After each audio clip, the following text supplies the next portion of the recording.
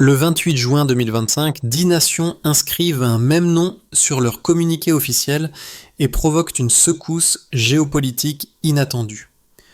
Au moment où ce premier chiffre s'impose, un second, plus silencieux, émerge, celui d'un continent qui, en un geste, remet en cause des décennies de tutelle. Entre reconnaissance affichée et rapport de force encore opaque, une question pèse sur chaque observateur. Que change concrètement ce tournant pour l'Afrique et pour Ibrahim Traoré ? Dans le Sahel, beaucoup ont le sentiment fugace qu'une porte longtemps verrouillée vient de s'entrouvrir d'un cran. Reste à savoir qui osera la franchir vraiment. Cette histoire promet de dévoiler ce qui se joue réellement derrière une reconnaissance internationale qui paraît simple en surface, mais transforme en profondeur l'équilibre d'un continent. Le second enjeu, qui devient le véritable moteur du récit, tient en 10 mots. Comprendre comment un geste diplomatique peut déplacer des structures entières. Autrement dit, il ne s'agit pas seulement d'un événement isolé, mais d'un point d'inflexion où l'Afrique reconfigure son rôle, redéfinit ses priorités et teste la solidité des alliances anciennes. À mesure que l'on avance, une tension constante apparaît. Chaque décision officielle ouvre une opportunité nouvelle tout en révélant un risque latent pour la région. C'est précisément cette coexistence entre promesses et dangers qui maintient l'attention, car elle fait glisser le lecteur d'un terrain familier vers un espace moins stable, où les certitudes vacillent. Parmi les signaux à suivre, 3 méritent une vigilance particulière. La transformation des relations économiques, l'évolution des rapports sécuritaires et la recomposition des partenariats diplomatiques. Un détail anodin peut parfois annoncer un basculement majeur. 10 nations reconnaissent officiellement un même chef d'État le 28 juin 2025. Et cette simultanéité numérique suffit déjà à faire basculer plusieurs équilibres régionaux. Dans le même instant, les marchés mondiaux marquent un arrêt bref mais mesurable, créant un écart visible entre les anticipations politiques et les réactions économiques. Derrière cette double secousse se dessine une chaîne causale plus précise. En plaçant Ibrahim Traoré au centre d'un accord unanime, les États signataires redéfinissent le périmètre de légitimité dont dépend désormais une partie de la stabilité du Sahel. Ce geste, bien qu'apparemment cérémoniel, devient le premier maillon d'un processus où souveraineté, alliance et rapport de force s'entrelacent. Ce qui semblait d'abord n'être qu'une formalité protocolaire révèle une mécanique plus profonde. Dès les premières heures suivant l'annonce, plusieurs gouvernements reconfigurent leurs évaluations de risque, tandis que des institutions financières révisent leurs projections liées aux exportations régionales. Le signal envoyé n'est pas seulement politique. Il indique qu'un ensemble d'acteurs africains entend se positionner sans attendre l'aval des puissances qui dominaient auparavant les échanges diplomatiques. De là, les ramifications s'étendent. Chaque pays du Sahel, tout en observant la portée immédiate de cette reconnaissance, réajuste progressivement ses propres priorités stratégiques. Dans ce contexte mouvant, le Burkina Faso devient un laboratoire de recomposition. Les réformes lancées depuis 2022, souvent perçues comme abruptes, trouvent soudain un écho continental, car elles s'inscrivent dans une dynamique où l'autonomie économique cesse d'être un horizon lointain pour devenir une trajectoire possible. La nationalisation de secteurs clés, l'augmentation rapide des revenus intérieurs, ou encore l'élargissement des partenariats intra-africains forment un ensemble cohérent qui transforme le pays en point de référence. À travers ces évolutions, l'effet d'entraînement s'intensifie. Plus les résultats se consolident, plus l'impact géopolitique s'amplifie. La reconnaissance collective agit ainsi comme un déclencheur, révélant un Sahel prêt à redéfinir sa place et à s'affirmer dans un système mondial longtemps verrouillé. Pour comprendre ce qui s'est réellement joué dans les premières heures suivant la reconnaissance internationale de juin 2025, il faut s'attarder sur les acteurs qui, loin des projecteurs, ont servi de relais entre décisions politiques et effets concrets. Au sein du Burkina Faso, plusieurs responsables techniques, économistes de terrain et coordinateurs régionaux ont immédiatement perçu que cette validation diplomatique ne modifierait pas seulement l'image du pays, mais pourrait accélérer des chantiers déjà engagés depuis 2 ans. Leur rôle, souvent résumé à une simple exécution administrative, s'est en réalité transformé en fonction stratégique, convertir une reconnaissance symbolique en levier opérationnel. 2 cas illustrent cette transformation rapide.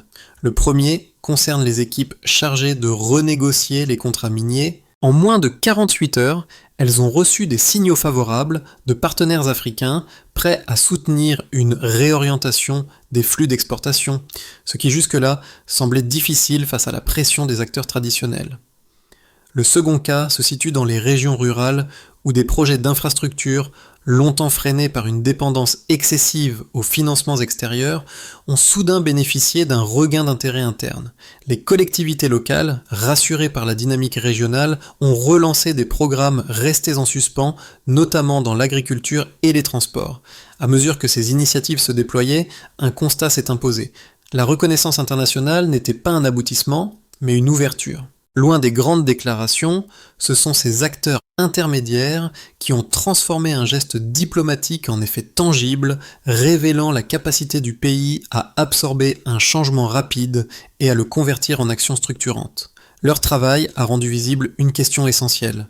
Le déclencheur surgit dès l'aube du 28 juin 2025, lorsque les premières déclarations officielles confirment la reconnaissance de 10 nations. Les messages circulent vite, brefs, presque laconiques, mais assez puissants pour fissurer une inertie diplomatique vieille de plusieurs décennies. À Ouagadougou, les services administratifs réagissent immédiatement, conscients que la visibilité internationale modifie en quelques minutes les paramètres de négociation, de sécurité et de circulation des capitaux. Dans ce moment très court, un glissement s'opère. Ce qui relevait encore de la controverse interne devient un fait que nul ne peut ignorer. Le Burkina Faso entre alors dans une zone d'accélération. L'apogée se produit quelques heures plus tard, lorsque les chancelleries étrangères réévaluent leur position. Les analystes modifient leur modèle de risque, tandis que plusieurs institutions financières suspendent certaines projections en attendant de nouvelles directives. Dans ce tumulte contrôlé, Ibrahim Traoré incarne le point d'ancrage, car toute la logique de reconnaissance tourne autour de son statut désormais consolidé. Les décisions qu'il prend durant cette journée deviennent instantanément des signaux interprétés à l'échelle régionale. Le geste diplomatique cesse d'être un symbole pour devenir une structure active, capable d'influencer les alliances internes et les rivalités géopolitiques. Les réactions ne tardent pas.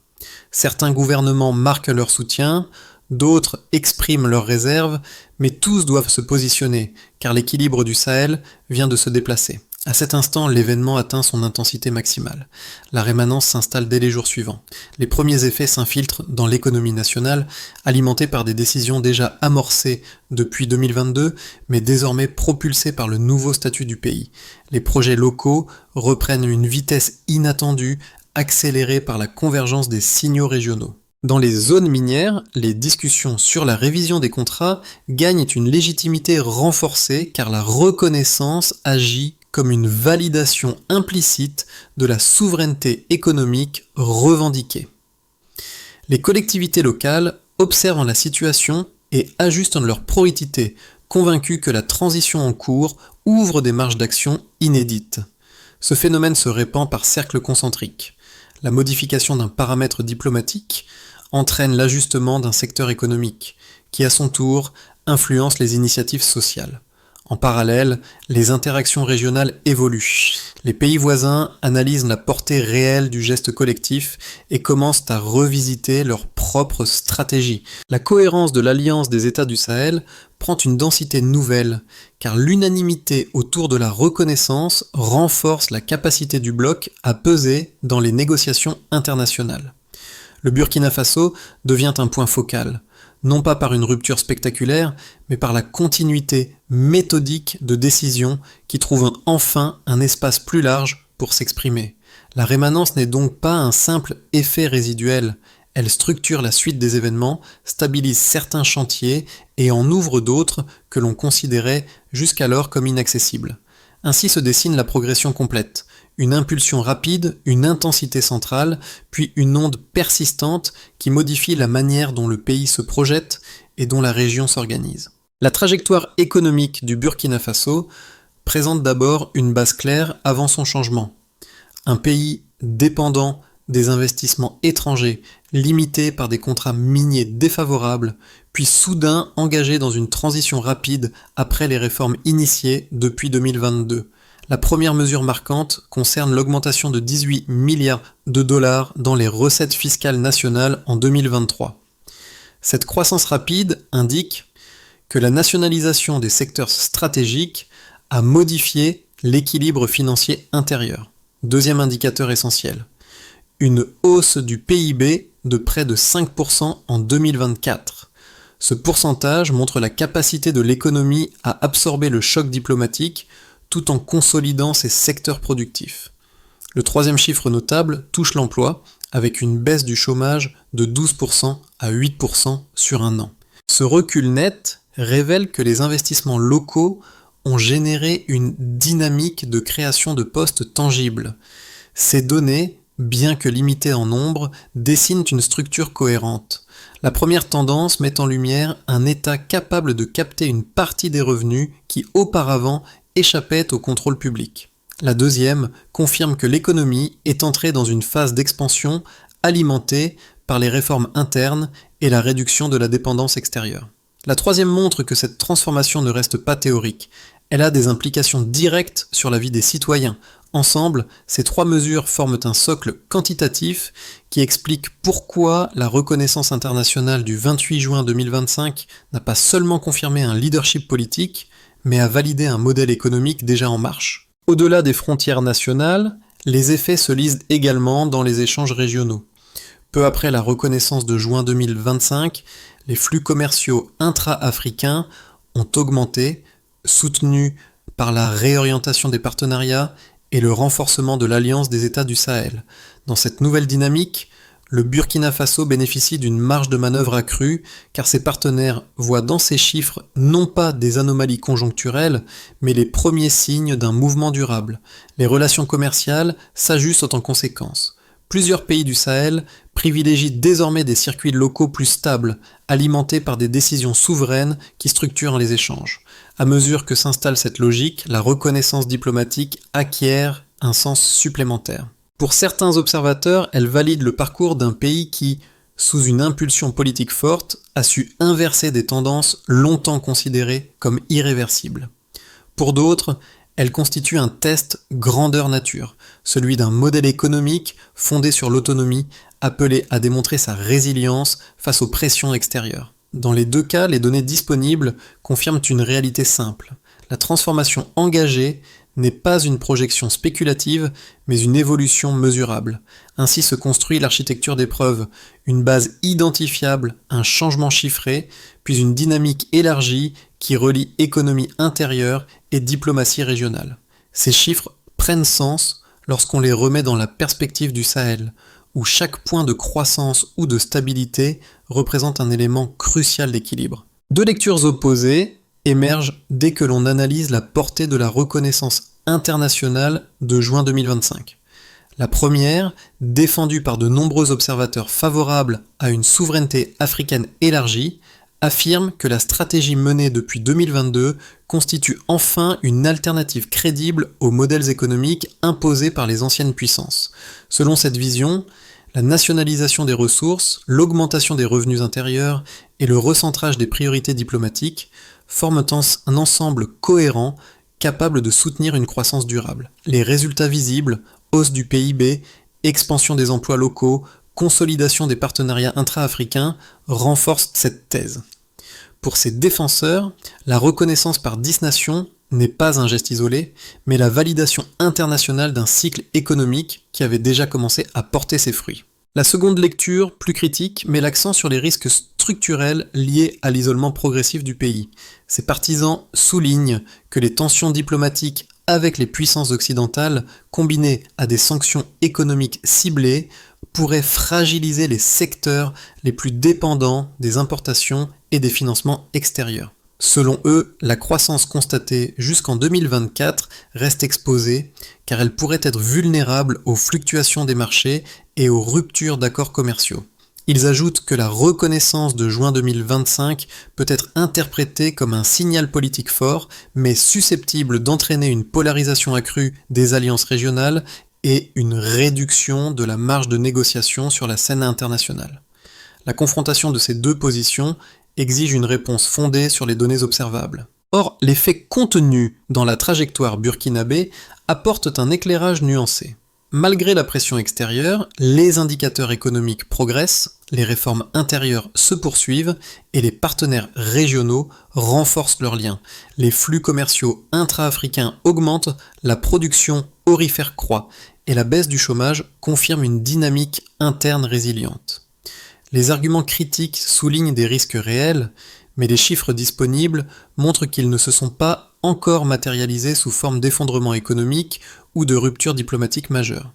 L'ensemble suggère que le modèle en place demeure sous tension, mais qu'il fonctionne. Un pivot silencieux apparaît soudain. Ce moment précis marque le véritable milieu du récit, là où la reconnaissance diplomatique cesse d'être un geste symbolique pour devenir un instrument qui modifie la manière dont le Sahel organise ses priorités collectives.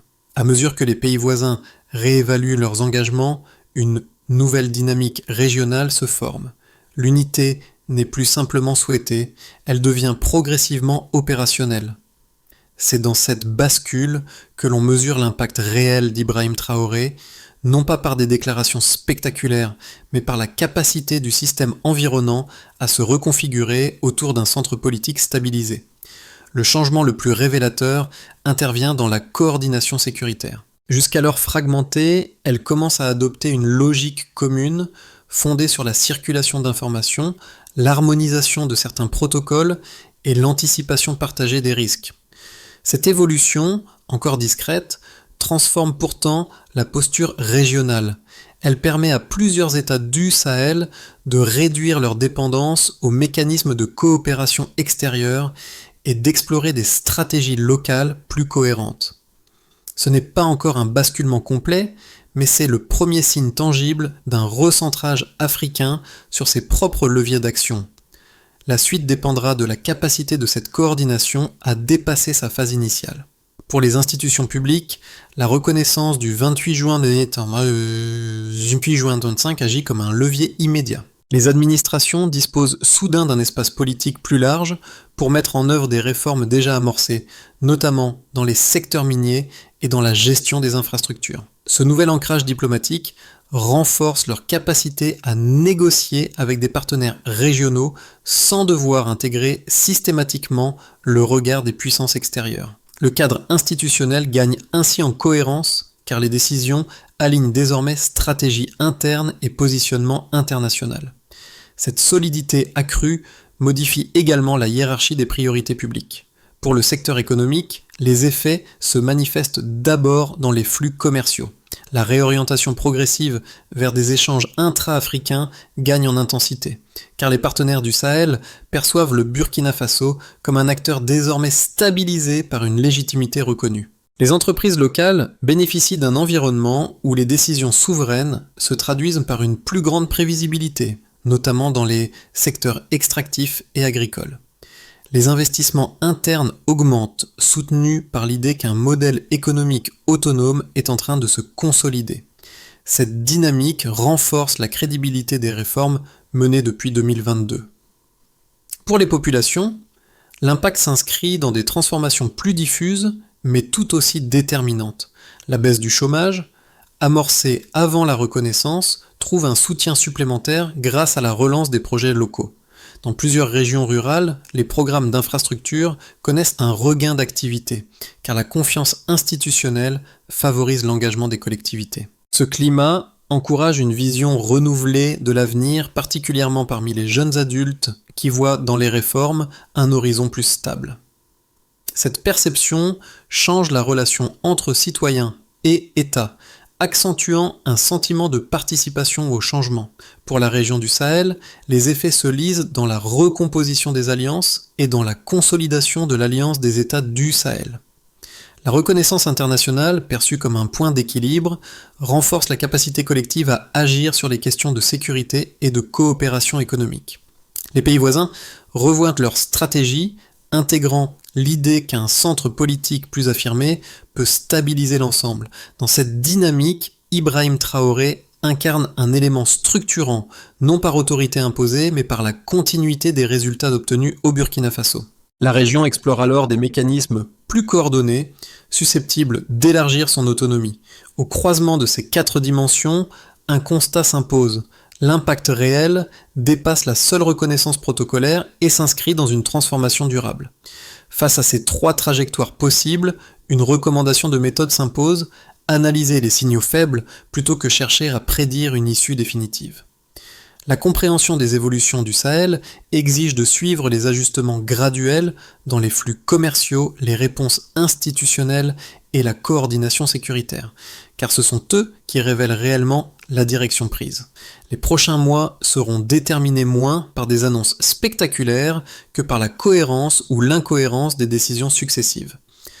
Pour les jeunes générations, cette transformation ne se résume pas à un changement diplomatique. Elle redéfinit la façon dont un avenir longtemps perçu comme contraint peut s'ouvrir sur de nouvelles possibilités, notamment dans l'emploi, l'innovation et la participation citoyenne. Beaucoup observent que les projets locaux relancés depuis 2022 créent un environnement où chacun peut envisager un rôle plus actif. Cette impression de mobilité ascendante nourrit une forme d'engagement intérieur qui dépasse les discours politiques. L'enjeu devient alors d'identifier comment cette énergie peut s'inscrire durablement dans un cadre stable. Pour les communautés locales, la question est plus immédiate. Elle mesure les effets du changement à travers les infrastructures, les initiatives agricoles et les programmes régionaux qui reprennent de la vigueur. Les évolutions économiques observées depuis 2 ans résonnent directement dans leur quotidien, qu'il s'agisse de la circulation des biens, des services publics ou de l'accès aux opportunités régionales. Les collectivités constatent que leurs décisions gagnent en portée dès lors que l'environnement diplomatique devient plus cohérent. Leur attention se concentre désormais sur la capacité à maintenir ce rythme. Pour les observateurs internationaux, la recomposition en cours sert de point d'étude. Ils y voient un cas rare où un pays du Sahel parvient à réorienter son modèle économique tout en consolidant ses alliances régionales. Cette dynamique questionne des certitudes longtemps installées quant à la dépendance structurelle de la région. Les analystes s'interrogent sur les implications à long terme de cette autonomie croissante, notamment sur l'équilibre géopolitique du continent. Leur regard souligne la nécessité de suivre les mécanismes internes plutôt que les seules annonces officielles. La première étape consiste à consolider les alliances régionales déjà actives autour de l'alliance des États du Sahel.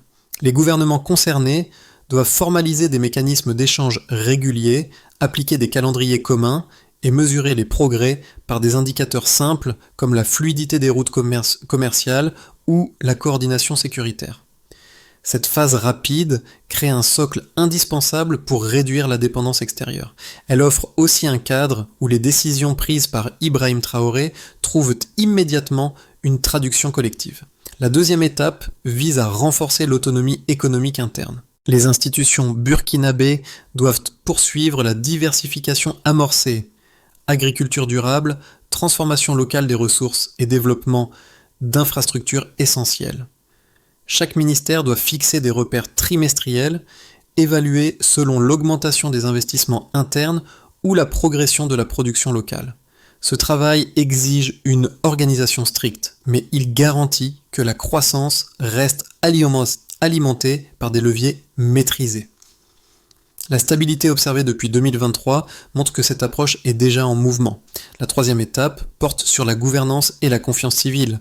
Les administrations doivent accélérer la modernisation des services publics, limiter les délais de traitement et renforcer la transparence des décisions. Le suivi doit se faire par des mesures concrètes: réduction des temps d'attente, amélioration des infrastructures éducatives ou extension progressive des programmes ruraux. Ces actions posent les bases d'un lien durable entre État et citoyens, un élément crucial pour ancrer les réformes. Elles permettent aussi de stabiliser le terrain sur lequel les futures décisions régionales prendront appui. Lorsque l'on revient aux premiers jours ayant suivi la reconnaissance diplomatique, l'image qui demeure n'est pas celle des grandes déclarations publiques, mais celle des acteurs de l'ombre qui ont transformé chaque décision en réalité concrète. Ces équipes locales, évoquées dans la 4e partie, ont servi de fil conducteur entre la vision politique et les besoins immédiats du pays.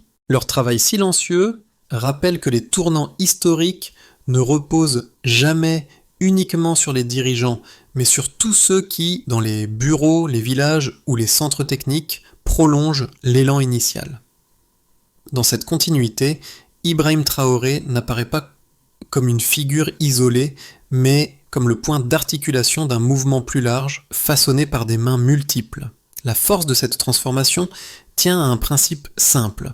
Un changement durable naît toujours de l'action collective. Cette phrase résume ce que vivent aujourd'hui les citoyens du Burkina Faso, conscients que leurs efforts individuels composent une trajectoire partagée. Le pays avance parce que chacun, à son échelle, accepte de porter une part de ce renouveau.